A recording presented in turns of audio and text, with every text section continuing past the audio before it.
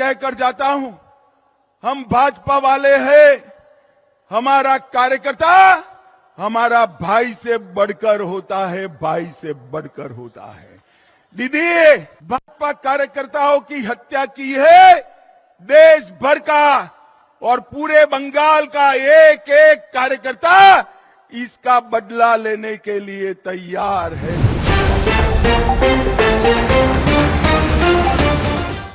नमस्कार, आप देख रहे हैं एयर न्यूज। लोकसभा चुनावों की आहट से पूरी भारत की राजनीति गरमाई हुई है और इसी गर्माहट ने बुधवार 29 नवंबर 2023 को गृह मंत्री अमित शाह के कोलकाता में हुई बड़ी रैली के संबोधन के जरिए बंगाल की राजनीति में भी हलचल मचा दी है।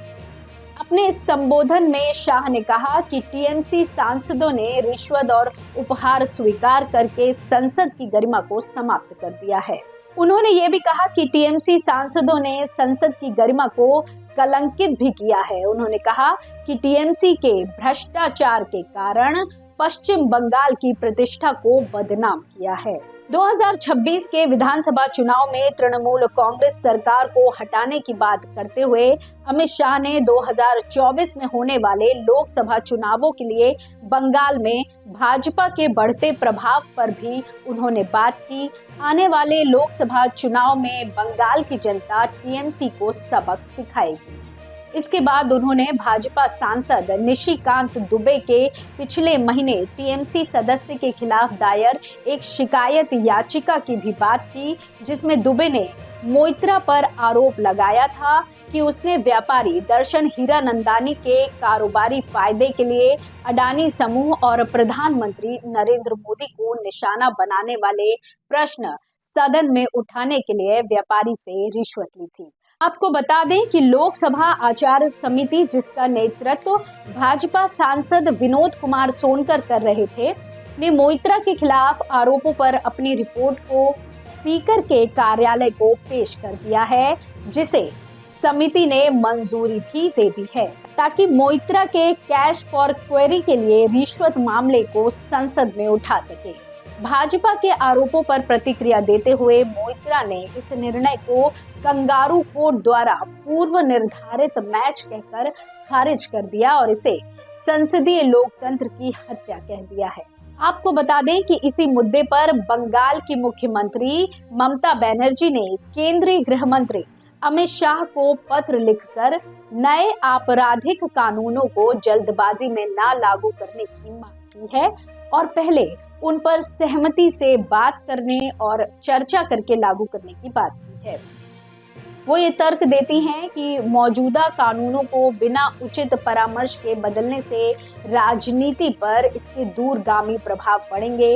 ममता का ये पत्र उस समय भेजा गया था जब भारतीय दंड संहिता 1973 और भारतीय साक्ष्य अधिनियम 1872 को बदलने के लिए केंद्र सरकार ने 3 विधेयकों का मसौदा तैयार किया था, जिन्हें आगामी सर्दियों के सत्र में संसद में पारित करने की उम्मीद है। मैं दृढ़ता से मानती हूँ कि ये बहुत महत्वपूर्ण विधान है जो हमारे दंड आपराधिक न्यायशास्त्र की नींव बनाते हैं। ऐसा होने पर मौजूदा आपराधिक दंड संविधानों को पुनर्निर्माण करने का प्रस्ताव और उन्हें नए संविधानों से बदलने का प्रस्ताव हमारी राजनीति पर दूरगामी दीर्घकालिक प्रभाव डालने वाला है, मुख्यमंत्री बनर्जी ने शाह को लिखे अपने पत्र में कहा था। आगे उन्होंने तर्क दिया कि ये परिवर्तन देश में सार्वजनिक जीवन को भी प्रभावित करेंगे। मैं आशा करती हूँ कि इस विषय की संवेदनशीलता को ध्यान में रखते हुए आप प्रस्तावित विधेयकों पर सभी के बीच सहमति बनाने का प्रयास करेंगे, बजाय इसके कि उन्हें उनके वर्तमान रूप में जल्दबाजी में पारित करने की, जिसके पास भविष्य में गंभीर प्रकार के संभावनाओं का होना है।